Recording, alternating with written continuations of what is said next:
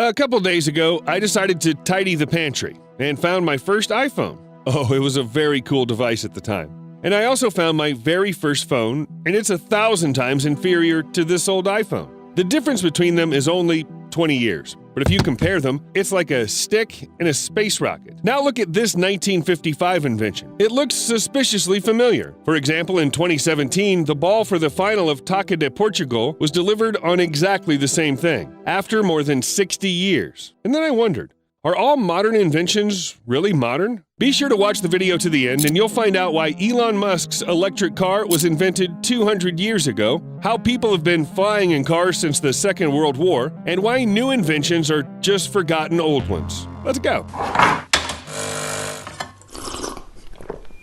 In 2018, Elon Musk launched the Tesla electric car into space. You surely remember all the hype. After all these years, the car came close to Mars. Well, it came close on a space scale. It went 7.41 million kilometers from the red planet, but before reaching it, the electric car has come a really long way. And I'm not talking about a journey through our galaxy. In fact, such cars appeared even earlier than the usual gasoline engine.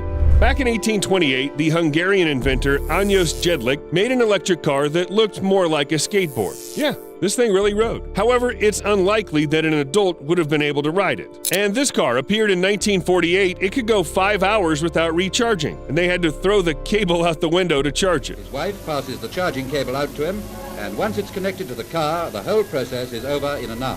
Oh, high technology. Yes, the electric car wasn't invented by Elon Musk, and not even some other guys from Tesla. It all started a very long time ago. Wait. If electric cars were made so long ago, why have we been using gasoline all this time, polluting the environment? Well, between 1828 and today, the gap is almost 200 years. Why did mankind need so much time? Didn't our ancestors not realize how cool the technology they invented was? Well, it's a little more complicated than that. To understand everything, you need to go to that era. Since the end of the 19th century, the US and other developed countries began an era of rapid economic growth. And where there's a lot of money, talented people are able to realize themselves and create different inventions, both brilliant and absolutely delusional, or both. For example, a pedestrian catcher. The idea is quite simple: to make life safer for pedestrians. Being hit by a car, even in 1938, was a dubious pleasure, dangerous for your health. A device similar to the bucket of a snowplow was created so that people could avoid injuries. It was pulled out every time a pedestrian was too close to the bumper and caught them. This is unlikely to work in modern speeds, but the idea is interesting. But this is how they proposed to solve the problem with parking in 1927 in Paris. There were no difficulties to find a place at that time, but the inventors still created such mega moving vehicles, and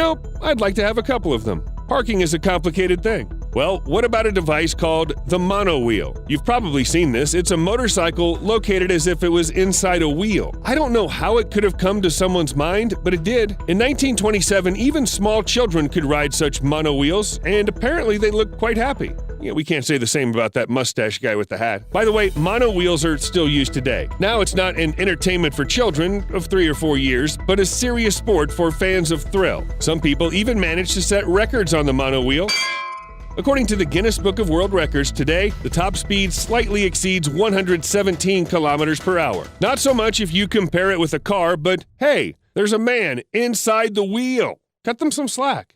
Oh, and look at this. It's believed that this is the very first version of the car alarm system. It was invented by an unknown prisoner from Denver in 1913. A few years later, a more modern version appeared, which reported to the owner about the theft. But until then, dogs were used to protect the cars. Dogs were used to protect any property. But for cars, people came up with an idea to use a hoax. And this is only a small part of what was invented at that time. Electric cars were also actively developing. Moreover, they were very popular. From 1900 to 1910, 38% of all U.S. cars had electric engines, 40% had steam engines, and only 22% had gasoline engines. Perhaps these figures don't mean anything to you, so here's a simple comparison. Now electric cars are 0.7% of the world's cars. You feel how much the market has changed? Originally, the power reserve and speed of electric and gasoline cars were about the same. The main disadvantage of electric cars was a complex recharging system and cheap gasoline for ordinary cars. Yes, these are the main reasons why the electric car literally dropped out of the race. Interest in them was up and down for some time, and all because of a change in oil prices. is. It took almost 200 years for people to look around, see the results of their activities, and think about the environment and take electric cars seriously. But there were other reasons that slowed down the development of electric cars and threw them back by almost 2 centuries. Or,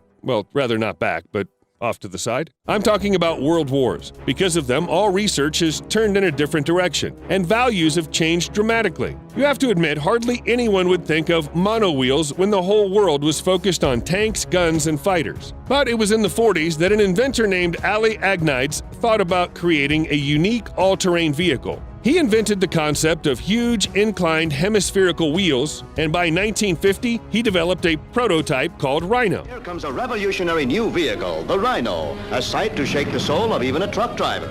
And it wasn't just any all-terrain vehicle, but an amphibian, capable of going almost on any terrain. Well, maybe not mountains. The low center of gravity allowed the Rhino to turn 75 degrees without tipping over, and the whole machine weighed 5 tons despite the aluminum body. Some people thought that the inventor wanted to create a better tank replacement, but let's be honest, Rhino is unusual, funny, and completely unsuitable for a mobile artillery platform. And aluminum wheels are also a strange choice for an armored vehicle. Perhaps that's why the strange all-terrain vehicle went to the dustbin of history. It just had no use. Well, almost. I wouldn't be surprised if I was told it was the Rhino that inspired Kanye West on this thing in this video. Kanye likes to look for inspiration in unexpected places. But what about other prototypes and cool ideas? Flying machines, for example. You can find them in a lot of films, from Back to the Future 2 and The Fifth Element to Blade Runner. Who knows? Maybe if it hadn't been for the 2 world wars, we would have learned to fly long ago. And these aren't just my dreams. It seems that humanity had all the chances. Just look at these concepts. The air car,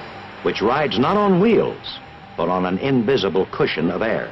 For example, the civilian car Curtiss-Wright Model 2500 Air Car of 1959, which goes without wheels. It used aviation engines placed under the hood and under the trunk lid. They powered 2 potent fans. As a result, the car floated about 38 centimeters from the ground and weighed more than 1,000 kilos. And it looked like a huge flying refrigerator. In 1934, inventor Waldo Waterman created a kind of aircraft with removable wings. He even assembled a few specimens, and some of them were tested with real flights. But as a result, the flying machine finished its days in a museum. And this is a flying machine from the 40s, this time with a removable tail, part of the fuselage, wings. Hell, it looks so funny. Unfortunately, in the 20th century, people couldn't finish the job, but our contemporaries continued. Today, you can meet hovercrafts and quite working prototypes of flying machines.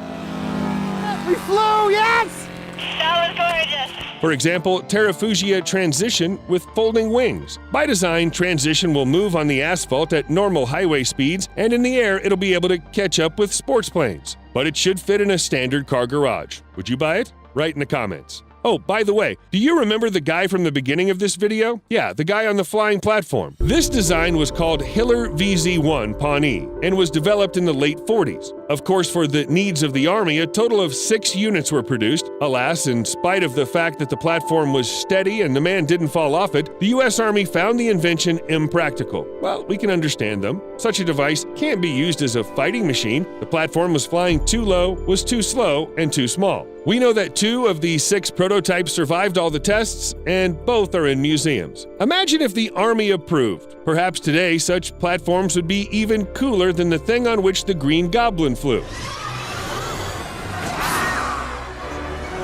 And without all the computer graphics. Although, you know, the device doesn't have to be drawn to be angular. Just look at the first amphibious car in history that anyone could buy. Amphicar 770 was produced in Germany in the 60s. The car was supposed to be used by those who lived on the banks of rivers to save money on buying a boat. In total, about 3,800 copies were produced, but the amphibian never reached the commercial success. Special license was required to drive the car on water, and the engine power wasn't enough to move quickly on land. But it seems that this car inspired James Bond writers.